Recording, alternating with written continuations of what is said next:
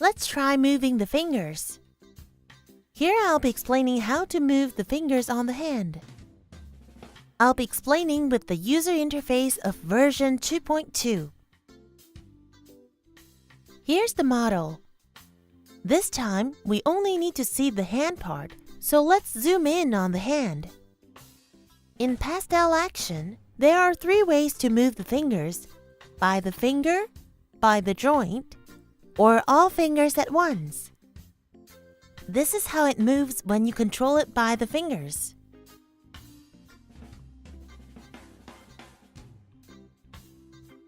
When you control the finger by the finger, each joint of the finger rotates slightly.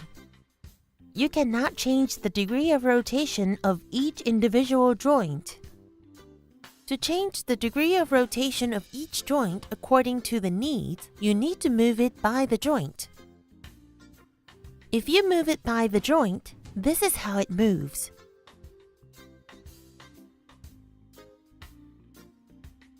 As you can see here, you can make small adjustments to all the joints, making detailed manipulation possible.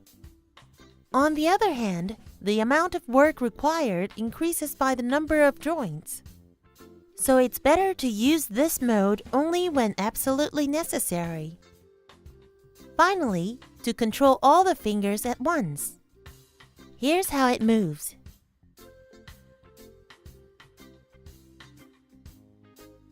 As you can see, we can move all the fingers at once.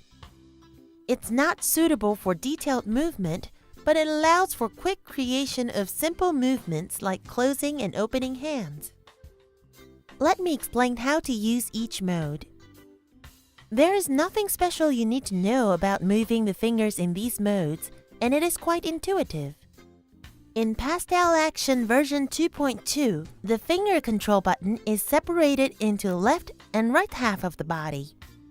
You can tell which button is correspondent to which side of the body by looking at the left side of the panel. Let's try moving by the fingers. The button that says Fingers is the button to move each finger individually. Press this button and a submenu will appear, and you can choose which finger you wish to move. We'll try moving the pointing finger, so let's choose the corresponding menu button. This will allow us to move the pointing finger on the right hand. Let's try moving it in the Euler rotation window.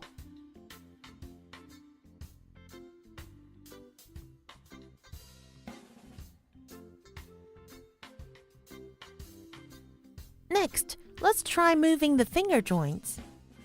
This isn't much different from the last operation. In Pastel Action, the joints are counted from the end of the fingers. Let's try moving the first joint of the pointing finger. The button that says Finger Joints allow you to do this. After pressing this button, a submenu will appear, and you can choose which finger you wish to move. We're going to move the pointing finger, so let's choose that. Then another submenu will appear, and we can choose which joint to manipulate. Let's choose the first one. Let's select the joints that is closest to the end of the finger. In Pastel Action, the first joint is the one closest to the end of the finger, so we'll choose that. This allows us to move the first joint of the pointing finger. Try moving it in the Euler rotation window.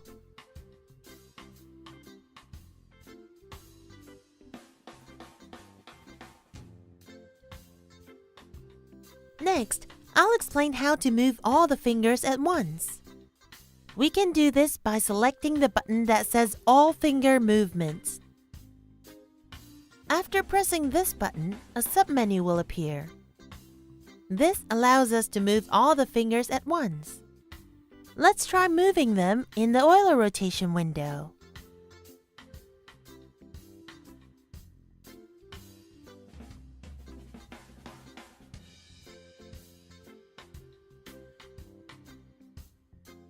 Finally, I'll explain about the Restore All Fingers option in the All Finger submenu. This option allows you to restore the positions of all the fingers and joints at once. This is convenient when you don't want to delete each option individually and just want to start again. That's all for the instructions for moving the fingers. Thank you for watching.